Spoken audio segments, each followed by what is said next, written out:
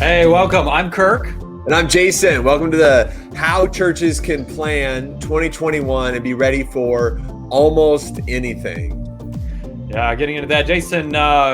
We've had some unique experiences that we've learned a few things along the way. I know that you personally, you've been in a lot of ministry contexts, churches of all sizes. When I first met you, back in the 20-some years ago, 1999. Yeah, in the 90s, you were an assistant high school Sunday school teacher. That's where I met you. A big deal. And then,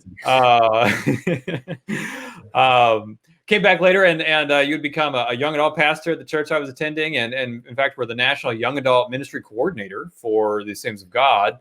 And then I had an opportunity. You came up here to St. Louis, ended up planting a church, and I got to help you do that for a good chunk of time 10 years ago. But then you've gone on since then, and you've been a senior pastor, you've been an executive pastor, you've been a communication director.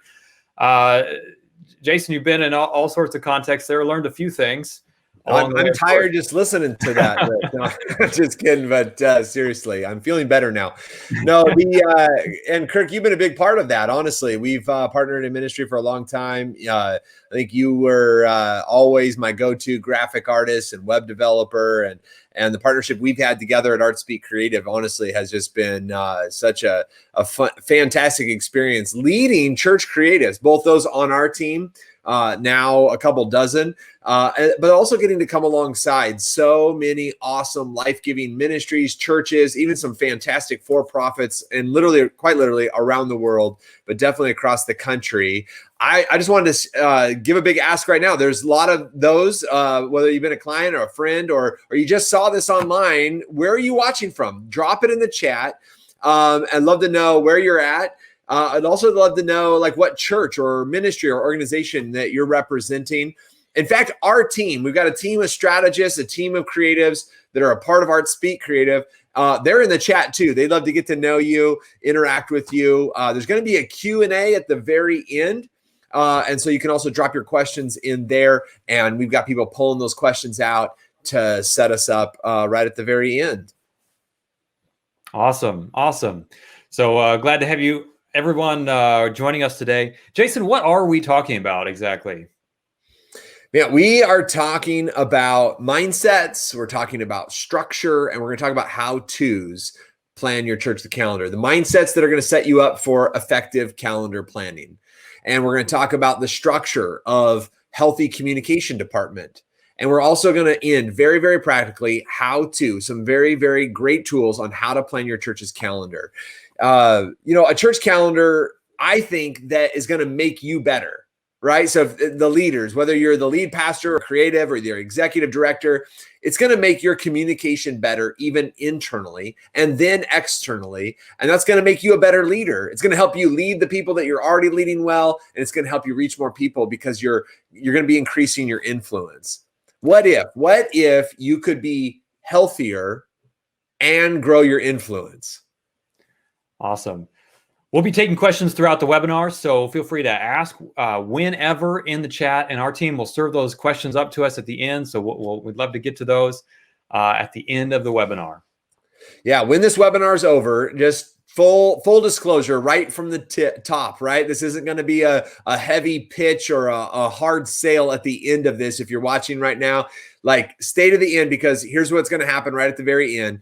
We're going to give you a church planning downloadable calendar, right? And we're also going to give you a custom church calendar planning calculator, right? In the pre-show, Kirk talked a little bit about that. This is an ability for you as a leader to know how long things should take in a healthy environment to have it created. So a church planning downloadable calendar, that's something that you can fill out, you can write write your plans on, but also a calculator. That's a tool that's going to help you plan. If I need this by then maybe I should give this much lead time. And also, we're going to give you a link for a free 30-minute calendar planning session with one of our team strategists. That's the team I get to lead at ArtSpeak, and I can't wait for you to meet them. They're going to ask you questions about your calendar planning that's already going. You can ask them questions that you might have that didn't get answered in the Q&A session here, but you can dream with you really about what could be accomplished even in these crazy times in 2021? What could dream with you, and then talk about some very practical ways to overcome some of the problems that you might be facing. All right. But it all starts with the right mindsets, the right way of thinking about these things that will set you up for effective planning. And Jason, you've been using a phrase that has really been hitting home with people. Can you talk about that? It's simple. I've found myself saying it as we're coaching clients and coaching ourselves. And here it is. It's the dichotomy is you can either plan ahead or you can burn out people. You can either plan ahead or burn people out. That's really what it turns into. Burnout, right, comes from just always chasing the urgent. You're completely out of margin. There's no time and it's rushed. And then all the work that you did do because it wasn't up to what you thought it could be. And you're just, listen, that's going to burn your team out. That's going to burn your family out. That's even going to burn you out. Some of you are like, yes, sign me up for that, counseling session. We can do that too. We're going to push back on the pushback, right? What I mean by that is there is often this pushback whenever we bring up the idea of planning, right? And the first one is we want to stay agile. We want to be flexible. We want to, and maybe then some people might even spiritualize it. We want to wait and hear what the Holy Spirit has to say, so we can't plan ahead. That one's always funny to me because those of us who come from a background where we believe in the gifts of spirit and the gift of prophecy, you'd think we'd be the most planned out. Right. Could he not speak ahead of time? But listen, or here's the big one right now, right? In the COVIDian season, everything's too turbulent. We can't plan ahead. But here's a foundational thought. It might be a new mindset. It's planning ahead actually allows you to be more agile.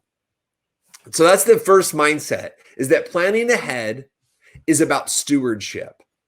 It's about understanding that planning is like budgeting, right? Budgeting, no one's very good at budgeting when they first go to budget, right? But that doesn't mean you should never budget, right? Or like I mentioned in the pre-show, if just because you don't know how much money you might make in any given month, that doesn't give you the right to go spend as much as you want wherever you want. No, all the more you should set a foundation, a baseline of what you want to spend. And now we're not talking about dollars. I mean, in some ways it is. It's time. It's your effort. It's your energy. It's the morale and the enthusiasm of your team, which I would argue is even more valuable than just dollars and cents. So if you will take it like that, here's the new mindset. Think of planning as budgeting. Kirk, you had a good point about this earlier. Could you talk about how it really is a stewardship issue? Stewardship comes into play anytime you have a limited resource. Most of us have limited money. Therefore, we've got to steward that well. We all have a fixed amount of time. We've got to steward that well. Like you said, Jason, there is another limited resource that I think we should take even more seriously. And that is the energy, the morale, the health of your team. Because like you were saying earlier, if you are always chasing the tyranny of the urgent, if it's always last minute, if they're always scrambling to get it together for this Sunday, you are going to burn through that energy and morale and health at a furious rate. That is where the burnout comes from. And so this is a practical issue, but it's also a ministry issue. Because as church leaders, we're called to care for not just the attenders, not just for the people outside the church, but for your team as well, for your staff, your volunteers. Are they healthy? Are they excited? Are they growing and thriving? Because listen, if your team isn't healthy, the people that you have the most influence over, if they're not healthy, they're stressed out, they're burning out, is the church going to be healthy? And so listen, planning ahead allows you to steward the effort, energy, the morale, the health of your team. And I'm not saying that you just need to lower your expectations. In fact, I think you can do the opposite. You can actually raise the bar and the energy and the morale if you will plan ahead.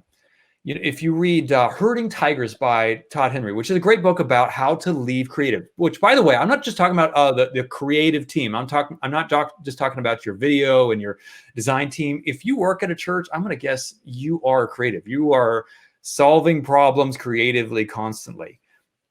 Creatives need two things to thrive. They need stability and they need challenge. You've got to have both. If it's all stability, no challenge, they're bored stiff. They're going to go somewhere else. If it's all challenge and no stability, they are going to be burnt out. The bottom line is creatives want to do their best work. They're motivated by that. So if you will plan ahead in order to set them up for success, they will dive into it. They will give it their all. They will dream up things that will blow your socks off. And if they do that, they will feel fulfilled. They will have more creativity and more energy. And this leads us to step 2, because the bottom line is if you have that plan and you're providing both that stability and that challenge, you're setting them up for success. When you do have to make a last minute change, you're not scraping the bottom of an already empty energy reserve. Because here's mindset shift number 2. Plan your ministry calendar so you can lead people well when the plan has to change. Because plans will change, and that is okay. Like Eisenhower said, no battle was ever won by following the plan, but no battle was ever won without one. So a good plan will allow you to lead well through the change. Jason, can you give us an example here of how planning will help the leaders lead through that change? Right. So let's just imagine you have a plan. You have a sermon series. You have those of you that aren't doing a messaging campaign. You have it all set. You're going to do it in February, and it's going to be called Happily Ever After, right? Just super creative. It's going to have hearts on it. And they designed a lot, set design and songs and art and a landing page. I mean, you could email drip campaign. I mean, you got it all. You're going to do it all, and you're going to do it well. And then, I don't know, something crazy happens, a global pandemic. It can happen. We all know that now, right? And now plans have to change. But let's just say it's mid-January. Or maybe the pastor has an epiphany. Epiphanies happen. We should get t-shirts and bumper stickers. Epiphanies happen, right? And all of a sudden, we aren't going to go towards that. We're going to go in a different direction. This is an opportunity because if you had planned ahead, you know what was already created. You know who already created it. You know the staff and even the volunteers. If you plan far enough out, you can now go to them and say, hey, listen, all that work isn't going to be wasted. We're just going to shelf it for now. In fact, I think it might even fit really well leading up into the holidays, how to prepare for November, December, where families are tough. We'll take that same relationship teaching and we'll teach it there. I need your help to shift. I know now because of the timeline, my expectations have to, I can't have all those moving pieces because now we only have 2 weeks where we were planned out 2 months. What can we do in the next 2 weeks? Here's where we have to go because of an emergency or an inspiration. But instead of so your expectations and turnaround times, that is important, but you're able to lead change really, really well if you're further planned out. Another way, just thinking about it, would be if you're planned out and you know that message is coming, you know that you have graphics, you can have layered files. It's all done ahead of time. And then all of a sudden you're like, you know what? The first sermon isn't going to be called Happily Ever After. It's going to be called Happily Ever Laughter. And then we're going to talk about joy in the marriage. Now all you need to change is one word, but you planned ahead. So that design isn't in the works. It's already done. Now you can have to go in and make one small tweak to maybe a layered file rather than recreate something brand new or even interrupt the creative process right in the middle of it with an entirely different direction. I remember one time I was leading an event last minute. And at the end of that event, I wanted to thank those who had helped me set it up. Last minute, by the way. And I thanked them publicly. And afterwards, one of the individuals came up to me and said, Pastor, I would rather you not thanked me for that. And I was, oh, really? Why? Because you didn't give me enough time to prepare and do it to my best ability.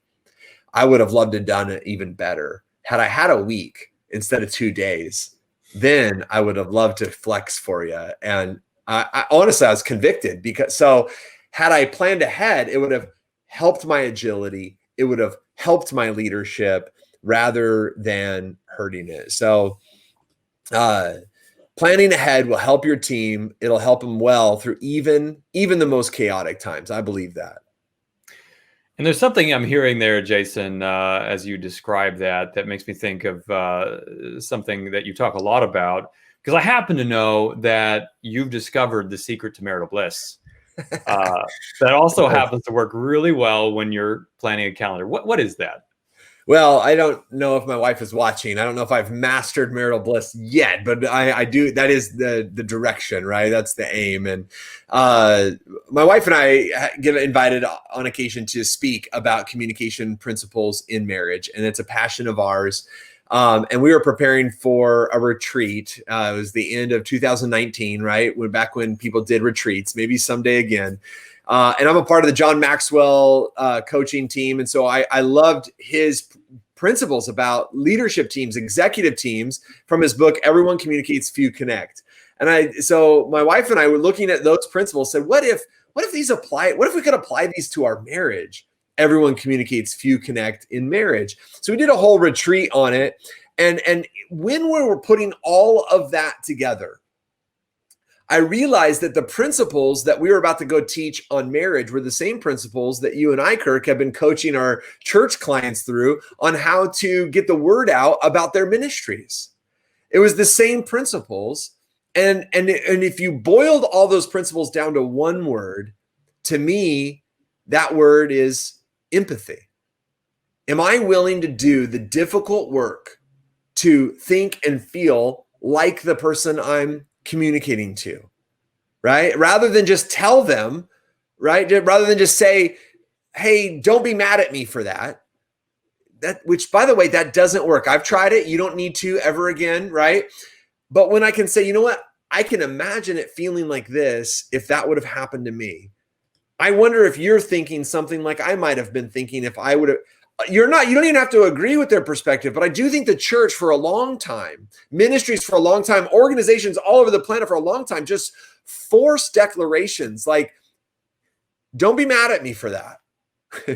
Get saved. Just join us. You just need to stop and then come over here and think like me.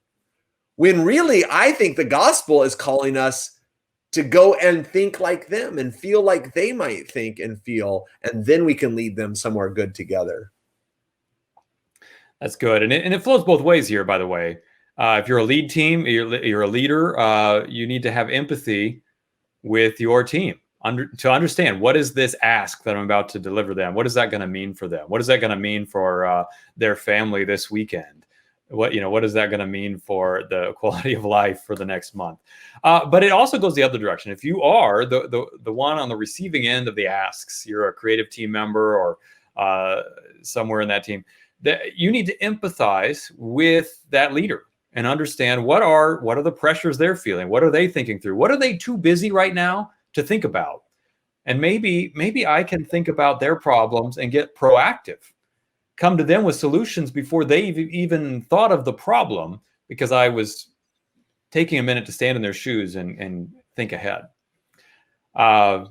Jason, you were a creative director at a church. How did that work out for you there? Well, I mean, I think it's a lot easier to point fingers and blame everyone else for our frustration. And I know I do, and that's a general principle. But if we do the difficult work of empathizing, I think there can be some solutions. What I noticed right away, I took over the media department at a regional multi-site church. I noticed a pattern right away that staff members from every department would walk into the creative suite and they'd approach the designer. They'd go right up to his desk and they'd give him a last minute request. And then he'd be frustrated. And then we would just do that pattern all day, every day. That was the communication process of the church, right? And so here's that. I mean, it's not one that we want to live. And he would be frustrated at them, and they would be frustrated at him because it never, things weren't getting done when they thought it needed to get done. And he's like, well, I didn't get that project done because you came in with another last minute thing that I was still working on the other last minute thing. And, just this downward cycle or maybe an upward one of escalation, right? And then people are just getting louder. So here's what I do for pastors, what we do at ArtSpeak as a strategist, and it really just get proactive. Here's how proactive empathy. You mentioned thinking through what the leadership might be thinking through, leadership understanding what the team might be thinking through. That's internal. We'll talk later about external, thinking through what your community might be thinking through. But get proactive. And here's some ways. I want to speak right to the creatives now, how they can help be empathetic, like you mentioned, towards their executive teams, towards these other leadership. Bring vision, bring ideas, apply that empathy to others. Don't just expect the empathy to be applied to you. We all want empathy applied to us. Think like me, right? But it takes the work to say, hey, here's what you might be thinking about. I went ahead and thought you might want this or this. Do either of those work? But you've got to be proactive. You can't wait for them to walk into your office and give you a task. They're going to walk in late and you're going to have a last minute task. So, but all of this, if you take responsibility for it, I think you have more control. You have more control than you think you have, right? If only you would plan ahead, which is what we're talking about today. Don't wait for the department to come in with their emergency. Plan ahead. And one of the ways we're able to do this well with the systems at ArtSpeak and the procedures that we have to make this happen, which is really takes us on to our next big topic. We're talking about different mindsets, and now we want to talk about how to set your communication department up so that it operates like an agency. Yeah, and this is these are things that we've learned over the past 15 years of doing this for churches all over the country. But before we get into some of the nuts and bolts here, Jason, what mindset do you need to have as a creative department if they're going to think like an agency? Realize that you have clients. If you're going to think like an agency, first you have to realize that you have clients, and then you got to treat them like they're clients. Kirk and I have an agency, and we've got a whole team of creatives, and none of them get paid. We don't get paid. We don't have a job. We don't have an agency if we don't have clients. But here's the cool thing: if you have an internal agency, you have internal clients. They're built in. That is awesome. Every agency has high leverage clients, important clients. Let me just say, your pastor and the executive team, that's a big client. You definitely want to be serving that client very, very well. You also have other clients, maybe clients, youth ministry. You have a youth pastor, a women's ministry, a kids ministry. And so, we've got some clients that have like every single ministry under the sun, right? If Christianity has invented it, they've got it there under the umbrella. That's a lot of clients. To serve those clients well, I recommend setting up that communication department like you're an agency. So, Kirk, let's get everybody some resources. What tools? These are some, we want to get practical. What are some tools that we use that everyone needs so that their creative department can run like an agency? Yeah, and so here's the nuts and bolts if you're looking for that. A set of tools that'll help you run more efficiently. One, you need a project management software package. We use Asana. There's others out there, Basecamp, Trello, whatever fits for you. But you need a place where you can keep track of tasks organized by project, where you can assign those tasks to people with a due date, because you need a place where it's real. For us, if it's not in Asana, it's not real. It's not a real task. You need that clarity so everybody knows exactly what they need to do and when they need to do it by, and you can keep everybody on the same page. So you need that. You also need a place for internal team communication. We use Slack for this. There's other tools that are similar. This allows us to organize conversations, ongoing conversations by big project or for us client. We also have some general channels that I'd recommend for you. We have a feedback channel where all work, all designs, everything that could use some feedback, some collaboration, it goes in that channel. And we're all able to collaborate, encourage each other, and give some ideas. We have a wins channel where we can celebrate. We can share gratitude for one another. That's a great morale booster. And we have a status channel where everybody can report on a daily basis. This is what I'm working on. And this is how busy I am right now. This is how busy I feel. So that might mean, hey, I could take on some more, or I am way busy. Please don't ask me for anything more right now. And that just keeps everybody on the same page, whether you're working remotely from home or if you're all in the same office, you're all on the same page. We also use a shared drive. We use Google Drive with FileStream. That lets us act as if we were all connected to one huge computer. And so we don't have to manually download files and then upload files. It's all just connected. It's all handled for us, and means that everybody always has access to all of the source files they need. That was a game changer when we were able to set that up. And finally, time tracking. Now, this may sound like a funny one to you, but this is why this is important. Do you know how much time your team spent getting ready for Easter last year? Do you know if the items that you spent the most time on were also the most important? Do you know where people's time and energy and effort are going? And unless you've been doing some time tracking, you don't. I'm going to say that you don't. There's lots of suites out there for time tracking. Harvest is one of them. But use that data in order to understand where your team's effort is going and to ask the question, is this going where we really want it to go? So that you can be more and more effective as you analyze that. But Jason, let's talk about something that you do for our clients that makes all of these systems work. Yeah, it's really at the center of it. It's at the center of the relationship. It allows us to be a virtual creative agency. It allows us to design as our clients and not just for them. And it's scheduling regular strategy meetings with our clients. So let me just say, if you're going to set up your creative department, schedule regular meetings, strategy meetings with your clients. This is what that means. Not the whole creative team doesn't have to go. You don't have to go to all of them, but have somebody who's going to come in, meet with the youth pastor and talk about all the stuff that the youth pastor wants to plan for the next 2 or 3 months. If you're just getting started, maybe the next 2 or 3 weeks, right? Just get out ahead of it as far as you can, but you're going to dream together. And now all of a sudden the creative team becomes a ministry partner. All of a sudden the artists are helping form and shape what the things are called and how they are. You become a consultant, and every artist I know, every creative I know wants to be a consultant first. You don't want to just push pixels. You don't want to just turn that triangle and turn it pink. And you're like, why? That's going to ruin it. But they just said, because if you get out ahead of it, if you be proactive, schedule a regular meeting, you're going to become more and more positioned as a consultant and help them. Now you're helping them think ahead. You know what? If you implemented nothing else from this webinar, that's it right there.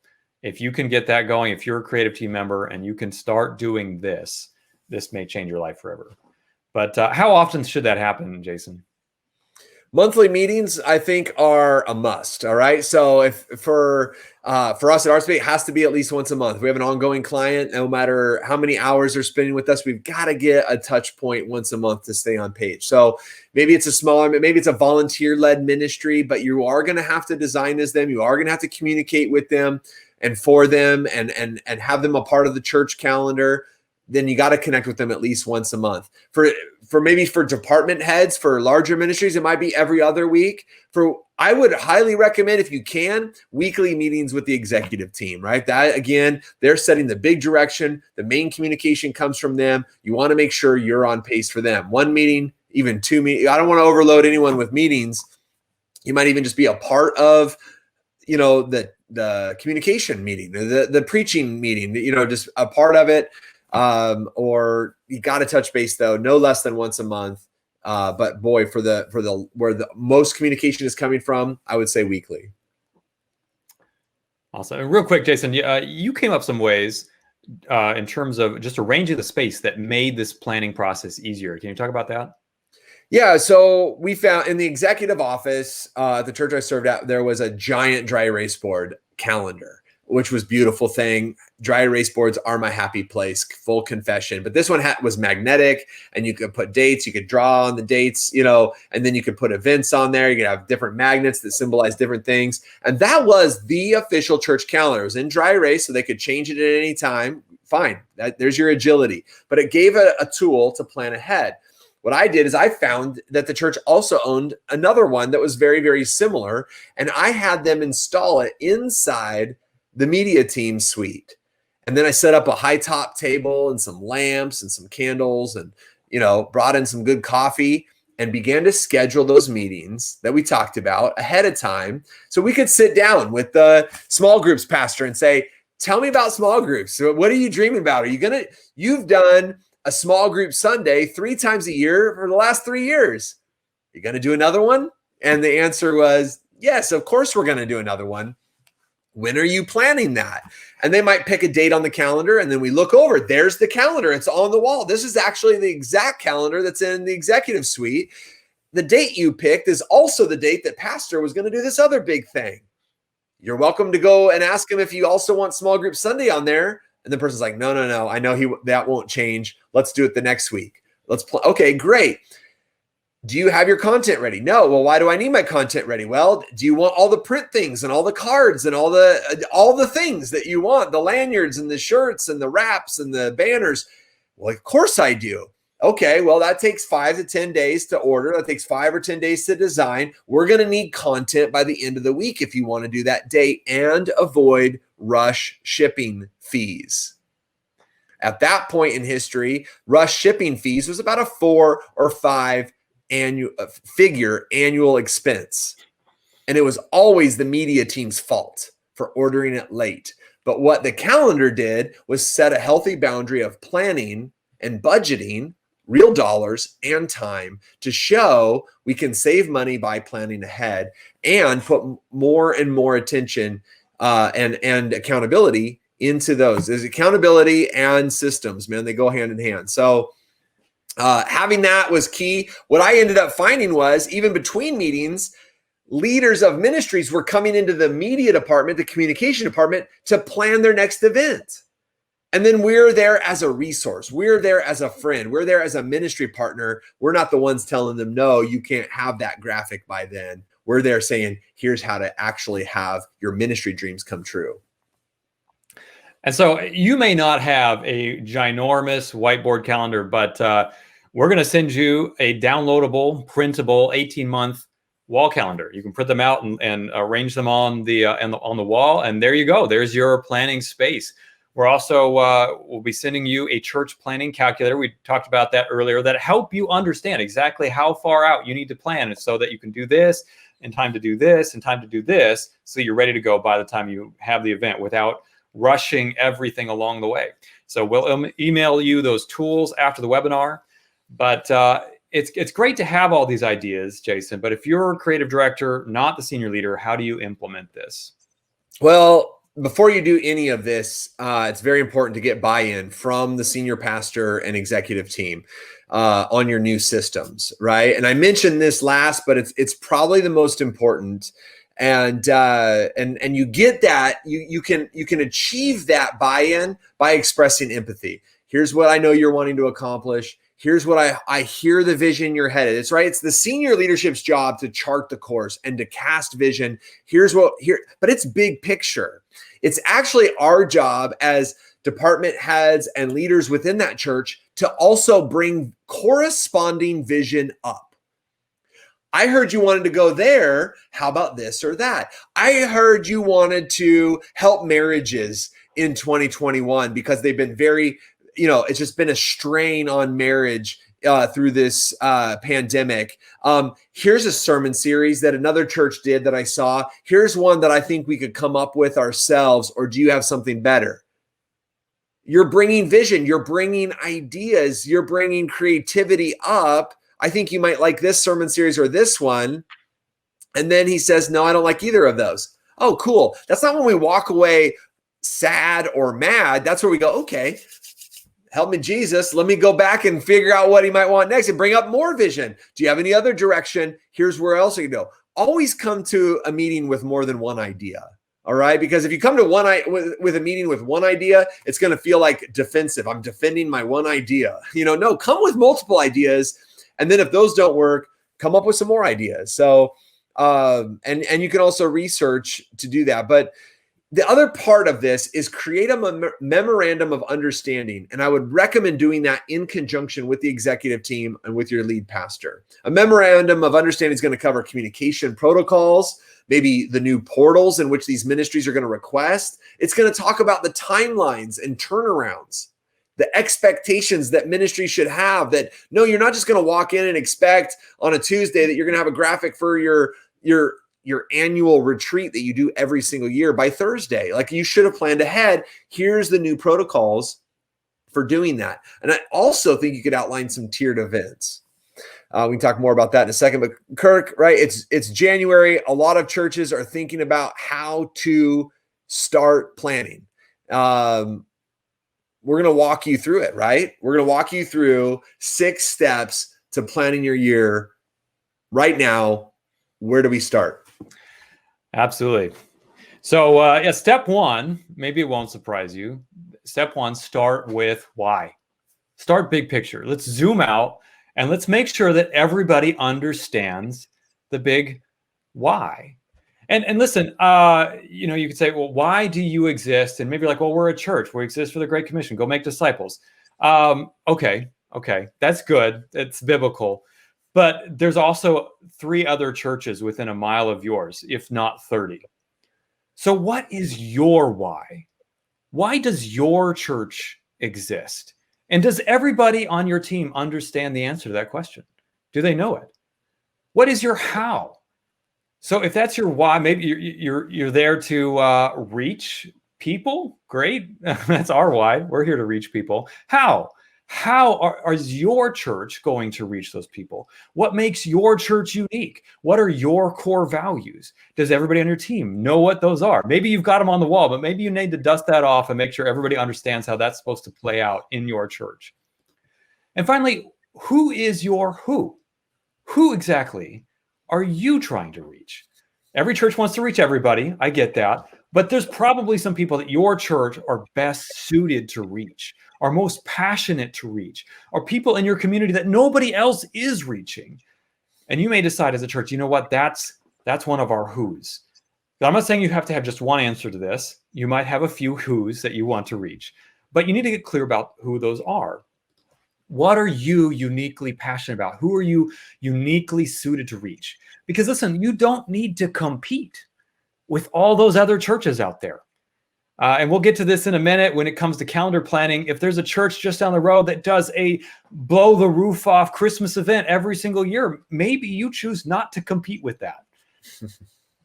But, and this is where our branding process really comes in. And you could download our branding questionnaire to help you zero in on some of these uniquenesses about your church. What makes your church unique?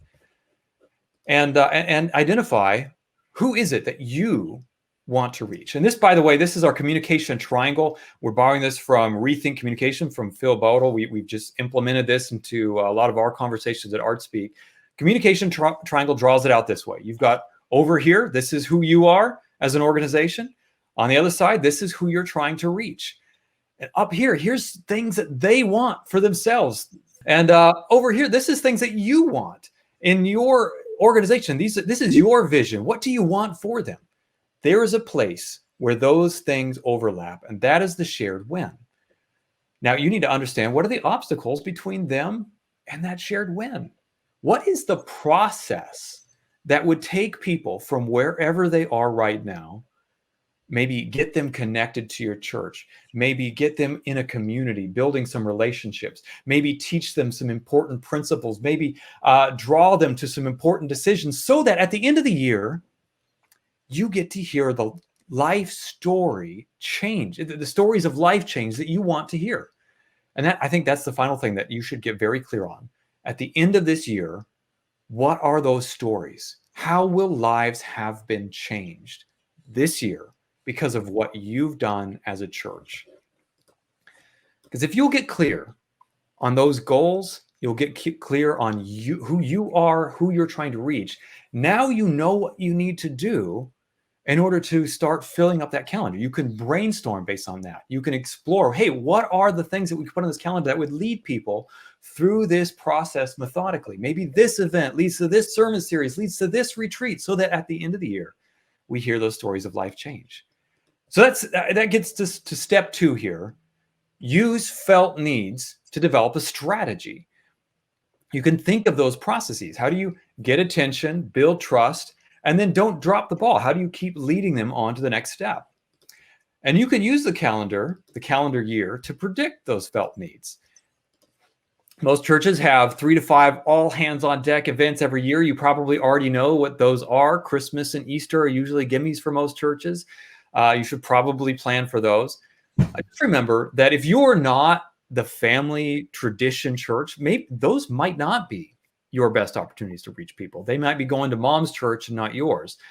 But every year presents some big opportunities. Jason, what are some of those that we could be thinking about? Well, just like you said, you can look for ways where if it's really noisy and everyone's promoting their, singing Christmas tree or whatever other thing that is out there for Christmas or Easter's cantatas, and you might not be the tradition yet.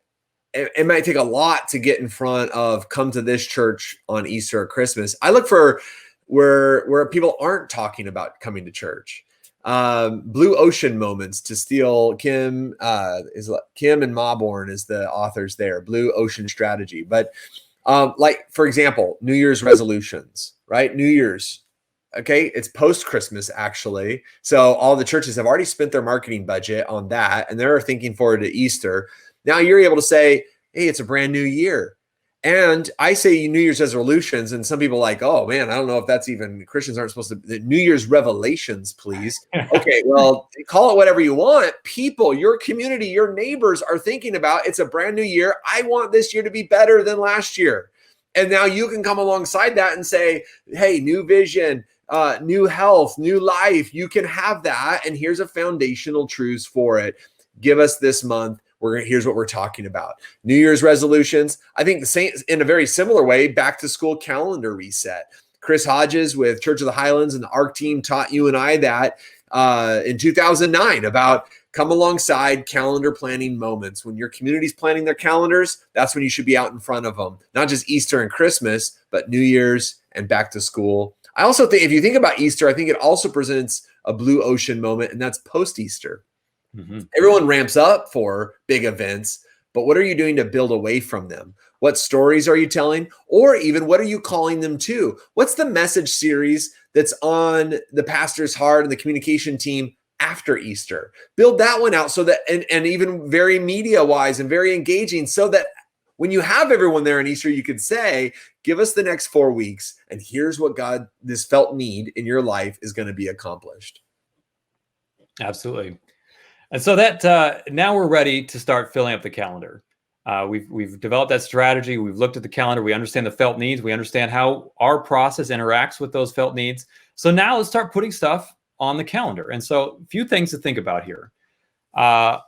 Here's a principle. If everything is loud, then nothing is heard. If everything is shouting, then people just close their ears. So you're going to have to be strategic in what gets full billing and what maybe is a little bit quieter. You're going to have to be mindful of that stewardship dynamic here. You can't do everything for every event without exhausting your budget, your time, and your energy.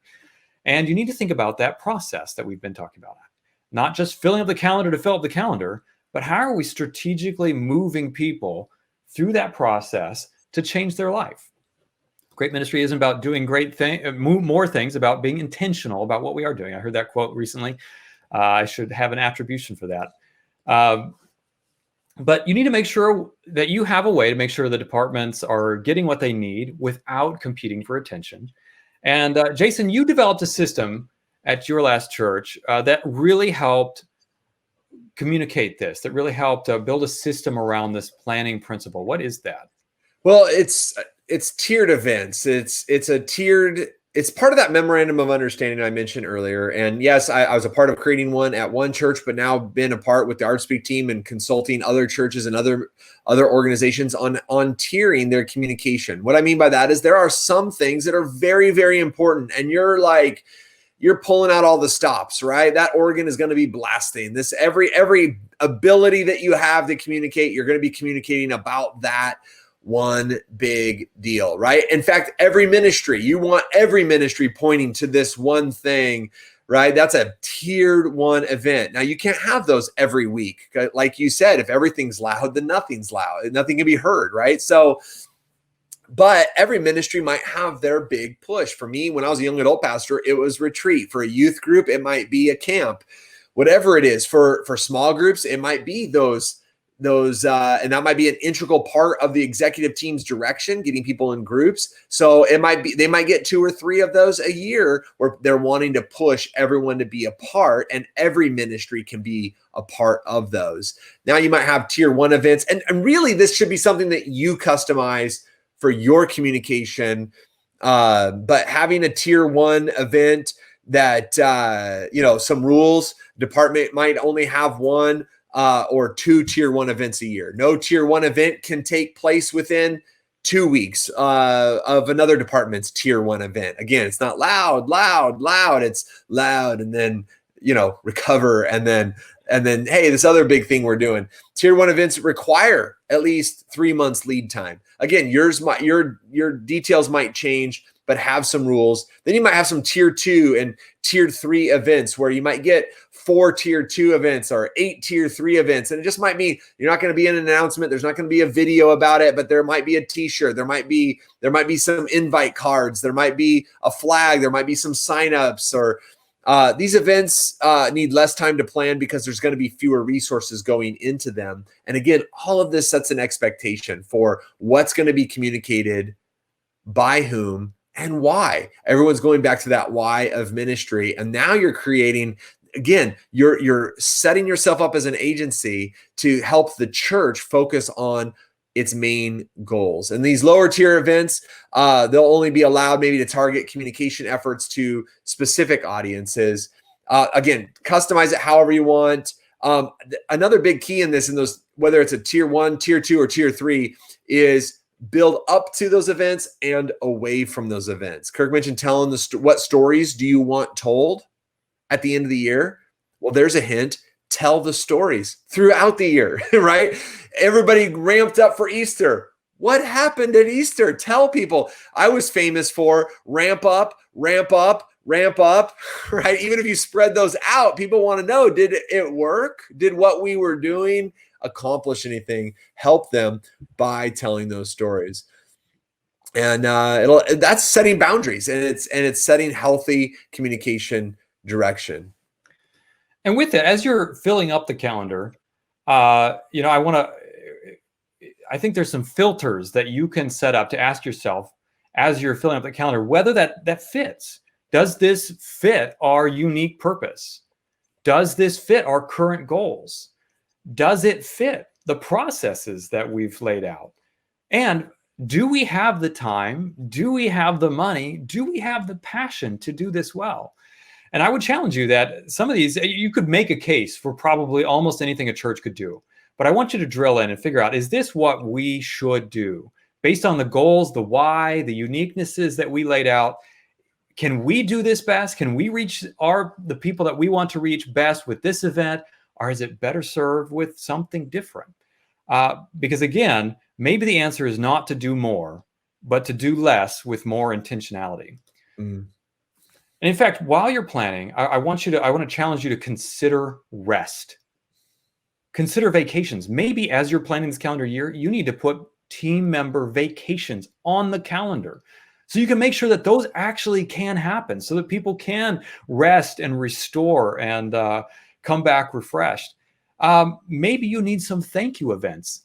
If you had a big push and got all your volunteers involved in pushing for Easter, maybe sometime after that, you should do an event to thank them or to offer some rest. Again, these are just some principles, some guidelines. You'll never be done revising these. This needs to be an ongoing conversation because things are always changing. And speaking of change, we need to talk about start planning your church-wide events 6 months out. And all of the creative team leaders are currently screaming at their computer, "My pastor will never do that." Like delete. But and again, we've talked about this, so I'll just mention it again. You can be proactive. Right. Your pastor may not be ready to plan 6 months out, but you can be. You can start bringing those ideas up. You can start collecting ideas you think will work. You can curate them so that the executive team doesn't have to go find it on their own. You can do the research. You can bring some plans up and refine that with them.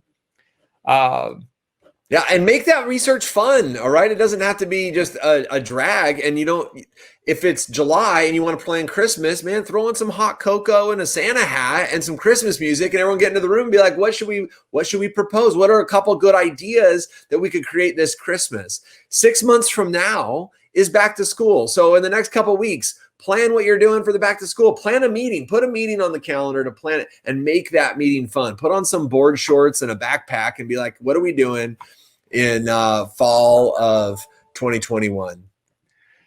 Which I hear you. I hear you right now. I hear the brainwaves. You're saying fall. There's a pandemic that's still going, right? And hopefully we're on the tail end. I don't know, though. Things keep happening. And 2021 might have other surprises for us. So step number 5, pandemic-proof your church calendar. Disaster-proof? I don't know. Change-proof. Because we don't know. We don't know what's going to happen. We know that the pandemic is still a factor. It's still happening. There are still lockdowns and quarantines that are happening. And honestly, there is no going back to normal from here. Normal has changed. You have people, you have 3 audiences now, and you will have them for the foreseeable future. You have digital-only people. Some of them are people that are high risk and they just aren't willing to risk getting sick by going back to church anytime soon. Others are people that, they liked sitting at home and watching church from home, and they're just going to keep doing that. You have transitional people that have been digital only, but might be interested or maybe are starting to tiptoe back in church. And you have people that are hybrid, that are going to interact online and come in person. I'm going to say that's it. There are no people that are only going to come to church. You may have had those people in the past. I don't think they exist anymore. And so you need to figure out how you're doing ministry to all of those people. How are you doing ministry? Not just copying what you're doing in service, just streaming it online, but how is ministry going to occur online as well? How can we make it feel like they are being connected to? They're in person. Do you have options that you're proud of for giving, for worship, for discipleship, volunteer and outreach, fellowship, one-on-one ministry in a digital space? But Jason, I think there's this other question that we just can't avoid. Say it's Easter. That you've got a church, they've ramped up, they've done all the planning, the set design, and everything else. They've got, I don't know, maybe they got the goats, the live goats are going to be, whatever they've got going on. Probably goats. Donkeys, I guess donkeys. But then something happens. There's a new lockdown. Easter is canceled, or is it? Jason, what do we do? Well, by now we should already be set up for online communication. But here's where I think another easy step to take it, like what you're saying, from just a broadcast, right? I'm streaming my service. They can listen in online afterwards, or they can listen in live, or we're going to record it and post it. More than just a broadcast. Think about digital volunteers. You said it a minute ago. Make sure you have a volunteer pipeline. Maybe some of you watching don't have that. You should have that. That's a discipleship pipeline. How do you go from I'm a part of this church, now I want to serve at this church? Then put that pipeline online where people can grow in connection and serving. Then be clear with what you hope that they would do, right? You can train up digital volunteers, people who don't even attend. They might not even live in your city, but you empower them as a volunteer to like and comment and share. And everyone's like, oh, that sounds so trivial. You know what else sounds trivial? Here, hold this sign that says welcome and open the door and smile. It's trivial. Relationships are trivial, but they mean something to people. And it'll mean something to people when you have volunteers engaging. Hey, good to see you online. Hope you're doing well. Praying for you today. This is a great message. And just interacting. You could do online training for that. You could have online groups for your discipleship, or reading through a book, or reading through the Bible together. When I was a church planner, one of the biggest catalysts for our healthy service was a pre-service rally. Meaning prior to the service, all the volunteers got together and we prayed and we heard the video. Here's what I'm preaching on today. Here's where we're headed. You're a part of this. You could do the same thing online. Have a leader get online, sometimes even live to the public, and say, here's what we're doing today. Hope you're a part. And if you're a part for the first time, or if you're a part for a second time, feel free to comment and interact. You could also do that private. Hey, volunteers, let's pray about what we're about to go and do. And what you're doing is you're involving people in more than just a broadcast. Now you've created an opportunity for real engagement and real community to be built. Yeah, so it comes down to planning ahead. If you have that plan, if everybody on your team knows what happens ahead of time, if whether it's Easter or September, mid-September, whenever it happens, you know, okay, we know what we're doing. If we have to close down some service, and that could be flooding, that could be a snowstorm. It doesn't matter anymore. You're ready to respond. And I know we've given you a lot at this point. You might feel overwhelmed. In fact, in 2020, church creative teams all over the country were constantly overwhelmed. And that's part of why we wanted to talk about this today. But it's a lot. And we have some options to maybe help with that. Jason, what do we got? Yeah, I'd love well, I mean, it has been. It's been the most difficult season of ministry any of us have ever lived through. A lot of that weight has fallen to the communication team, especially, those with, digital experience, online experience. And now things are opening back up, and all the pressures of yesteryear and all the pressures of last year are all just going to weigh down. Here's step 6, consider bolstering your team by outsourcing to a creative agency. All right. So yes, that's the one pitch, but here's the pitch. We have a fantastic team of church creatives with expertise in copywriting and web design, web development, email nurture, Facebook, social, all the social media outlets, and internal church communication and graphic design and how you can best communicate. And for the cost of less than what one full-time person might cost you, you'd have access to all that team. We'd love to come alongside, help manage the projects, help you reach more people. We love it. We love serving life-giving organizations, and we love to talk to you about how we might be able to help you. And we're not here to replace your internal team. We're here to come alongside and bring in our expertise where we can help take everything you're doing to the next level and bring a breath of fresh air really to everyone involved. But, you're listening here. I want you to I want to recap some key takeaways here. When you plan, honestly, when you do anything, use empathy. Use empathy. That is the key to all good communication. Remember that planning is like budgeting. It's a stewardship issue. It allows you to make changes on the fly without burning through your resources. Set up your creative team like an agency. Treat your executive team and departments like clients so you can be proactive and be a consultant first. Start with your why. Understand who you are and who you're trying to reach. Let that be the framework that informs all of your planning. Plan your 3 to 5 big events first, put in those big rocks first, and then plan department events using a 3-tier system. Well, guys, right now we've got time for some questions. And so if we've got some questions coming in, we've got a few minutes here that we'd love to tackle them. Yeah, if you've had any questions throughout this time, go ahead and drop it in the comments there, and our team will feed that to us. We'd love to connect and do our best to answer. We have more questions than we have answers most of the time, but go ahead and drop those in the chat there. How do we handle the last minute inspiration that leadership gets from Facebook?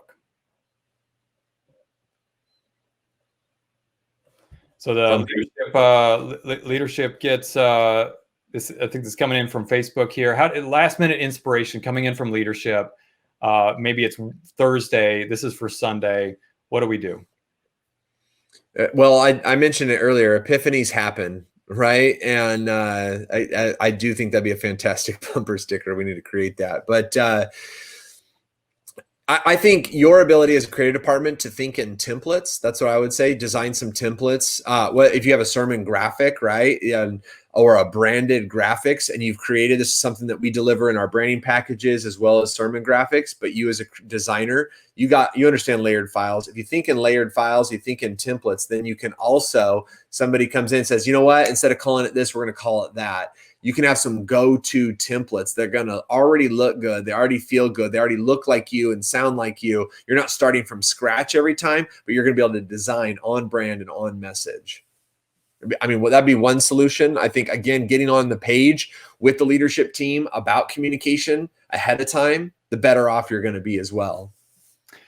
Here's a big one. How do you get buy-in from senior leadership on these new systems? How do you get, well, empathy, right? Here's what I know you're headed here. Affirm the things that you know the pastor is trying to create. Don't go in there with like guns blazing, like everybody's been treating the creative agency like trash for too long. And so I got a list of no's. Okay, that's not going to get you very far.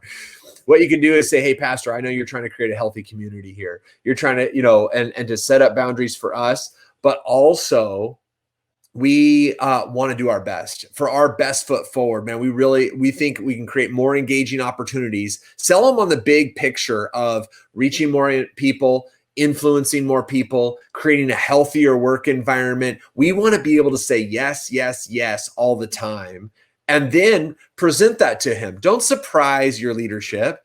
Go take an idea to them and say, can I craft this with your help? And then come back to them with, here's what other churches and research have done, and I've outlined it for us. What do you think? And then they're going to edit it, and they're going to talk to you about how it should be implemented. And then when it goes to be rolled out to the other departments, you'll be able to present it. And then the executive team will come over your shoulder and say, and I love this, big stamp of approval. So it's a process, but you have to come alongside their vision and in an empathetic way. Here's what I hear you wanting to create. Here's how I think we can best create that.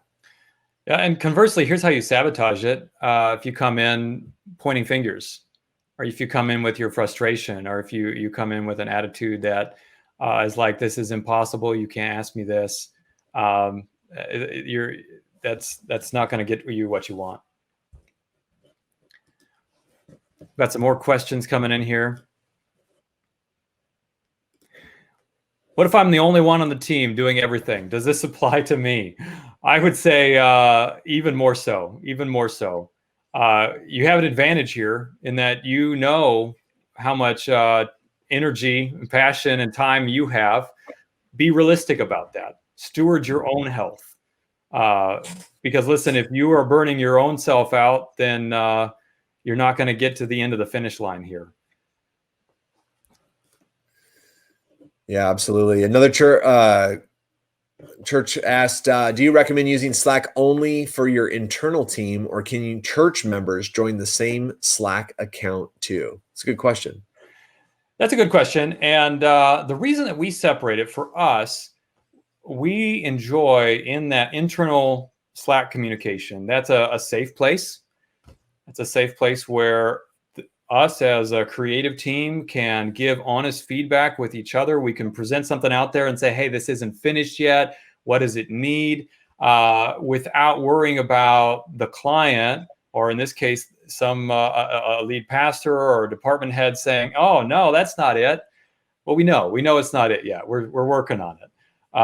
And so there might be a place to have that separation. And also because we want to create these systems. We want to create these understanding where we don't want that department to just come in and drop in a request wherever, say, hey, can you crank this out for me real quick? We want them to go through a process, to understand that there is a process, there is a timeline for those kind of requests. And that instant messaging format makes it easier to make things fuzzy and to just, hey, I just want to directly access my creative over here and say, hey, can you make this design real quick? And so that's where I'd recommend the separation. Yeah, I think it's a great tool for creating teamwork and creating culture and conversation. If those team members are a part of shaping the solution, right? Because here's a big challenge every pastor wants is, how do we get more volunteers a part of our communication and creativity department? Well, the answer is you got to plan ahead, Pastor. They don't want to hear that, but it's true. But then also that might be a good channel for those volunteers. But again, you wouldn't want just direct access. Discovery Christian Church asks a great question. Do you see more of a win with a collaborative meeting with several from different departments, or the communication person meeting individually with each ministry director? And great question. I have been in so many meetings that I could care less about, or couldn't care less about, honestly. That we're talking about someone else's ministry and it has nothing to do with, and they don't even want my opinion. Why am I sitting here, right? I'm not sitting there. I'm online. I'm answering emails, and you guys some of you might be streaming this video from that meeting right now. Welcome. But here's what I want. It just depends. Like if you're talking about Christmas, you might want to pull in a few big collaborative meeting, like, guys, what all should we do? Absolutely. But if you're talking about the youth group, then just meet with the youth pastor. Talking about, unless he wants to do a thing with the kids pastor because they want to do a combined kids and youth experience, fine. But if it doesn't involve them, don't involve them. You know, I was seeing some questions about Microsoft Teams versus Slack. From what I've not used Microsoft Teams personally, but from what I've seen, it does the same thing. You could use it the same way. So if your organization's on Teams, great, use it. Yeah. From Instagram earlier, what's the best way to be prepared for emergencies? We may have covered that already. Sickness, leadership change. Best way to educate leadership on what a task involves. This is a big one. And this is where, I mentioned time tracking earlier. That can be a tool. If you have that data, then you can have that. You can have that to show, hey, look, this is how long it takes. That way the leadership knows when they're coming in for that last minute ask, whether they're asking a 2-hour ask or a 20-hour ask. And so that's, but if you have data, some leaders are going to like data. Some leaders may have pushback, like, okay, well, it was 20 hours last time. Can we do it in 10 hours this time? But you need to have boundaries. I'm going to say this. I think this is just universally true, especially for creatives. You need to be able to have boundaries for yourself to remain healthy, to say, no, look, to do this kind of task takes me this long. I can't do that. To have boundaries where you're able to say for yourself, I'm not going to stay up till 3 a.m. tonight to do that because I need to be healthy as a person, or I can't be who I need to be. Now, maybe that's controversial. I know that with churches in particular, it can feel like, well, this is working for God, so of course I should say yes to everything. And I'm going to say that's not always true. There's a time to say no. Right, which takes us in. The answer to most of this is planning ahead, right? If you want to prepare for emergency, sickness, or leadership change, you got the more planning you can do, the more proactive planning you can do. If this happens, then I'll be ready with that. Tiffany Varner asks, how do you keep entire creative department staffers with a healthy workload? Well, that the last question that Kirk was answering leads really right into that.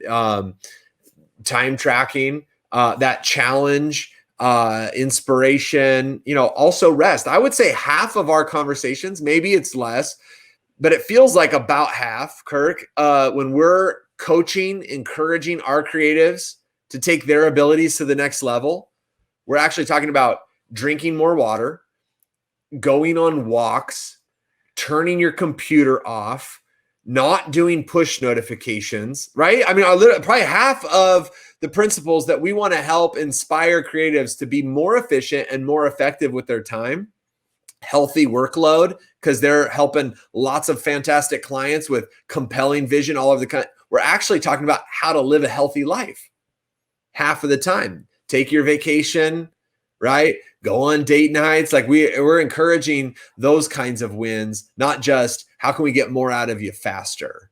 And I think that has to be the future of the church. Right. And, there's studies, we could talk all day about this because we're passionate about this, but the studies show you work more than 50 hours in a week, your productivity actually drops beneath what you would have accomplished if you'd stopped at 40 hours. And so pushing harder, working more, that doesn't get you what you want. All right. Last question. How far out are you planning? How far out should you plan? 6 months, 12 months, 18 months? The calendar that we made is 18-month calendar, because obviously if we're saying that our big events take 6 months lead up, then you may need to plan now so that you're ready for that. Because if your first big event is 6 months from now, well, then you've got a year from there. Jason, obviously more is better, but where can you start? Well, you have to start with where you're at. I think the first day I was in the office as a communication director at a regional multi-site, and those of you that are on staff there, the treadmills in those places are turned up pretty fast, right? So you jump on and you're starting to run, and I show up to the meeting. It's the communication meeting, and it's a Tuesday, and they were planned out, for Sunday, that coming Sunday. And so the next week I thought, let me bring some ideas for 2 weeks out, and then 4, and then, hey, now that we've got the whole month is planned now, what do you want to preach on in the months to come? And then we started planning 2 months out, and then 6 months out, and then they changed things, and then we would plan 2 months out, and then 6 months out, and then 12 months, and we have at least an idea of where we're headed. Some people go on retreats. I mean, again, as far out as you can, but you have to start with where you're at. I think Cammie also had another question. I'm going to sneak it in because she asked, what is your definition of engagement? And I think this is central to planning. This is where it all rubber hits the road, because we're in ministry, right? We're talking about communication and not just calendars for the sake of clicks, for the sake of a sale. We're talking about getting in relationship with people, being in a relationship, being in a conversation with somebody. I remember when I was a young adult, pre-ministry, right? And I was attending a young adult ministry at a church, and I walked in one weekend, and there was a very attractive other young adult there, and I just wanted to get in a conversation with her. And I knew then 2 weeks later, she was tasked to call people and get them to sign up for a volunteer day. And I knew who it was, and I just knew, okay, I'm going to say yes to this because she's asking, and I just have to keep this conversation going. And so, today we've been married 17 years and have 2 kids. All right. So the engagement, just get a conversation going. It doesn't have to lead to marriage, but it does need to lead somewhere. Just get people talking. If it's online, that might be likes and comments and shares, but I would not just in a like, comment, and share or a click conversation. The real goal is connection. The real goal is relationship, because ultimately the real goal is lives changed. Well, that's it right there. And that's a great place to wrap it up. We're out of time, but a few last things before we sign off. Want to get you some resources that will help you plan your year, make your staff feel healthier, yourself healthier, more creative, do more things in your context. So check out the article on our website, How to Create a Church Planning Calendar. There's a lot of the same material we covered here in written form. And then watch your email for 3 giveaway links, an 18-month printable wall calendar created based on the calendar Jason had when he was a creative director. If you print out all 18 pages, put them on the wall, 3 across, 4 down, makes a pretty cool pattern. We like that as a designer. A creative department planning calculator. We'll email you this link in the next few days. Plug in the date of your event and all the deliverables you're going to need, and that'll tell you when to have that kickoff meeting, when you need to have each thing done in order to be all set by the time you're ready to start promoting. And finally, we'd love to connect with you with a free 30-minute calendar planning consultation with one of our strategists. Jason, that's your team. Could you tell them what that looks like? Well, it's all about you. It's all about your context. We want to learn about your context and your ministry. We want to find out where you could go, maybe offer some fresh ideas, and we'll just dream with you about all the things that you could accomplish this year. That link for that free 30-minute consultation is going to be in the email also that you receive after this. And man, just such an honor. Thank you so much for joining us today. You can get in touch with us anytime by replying to that email that you're going to get after being a part of this webinar, or you can always go to artspeakcreative.com.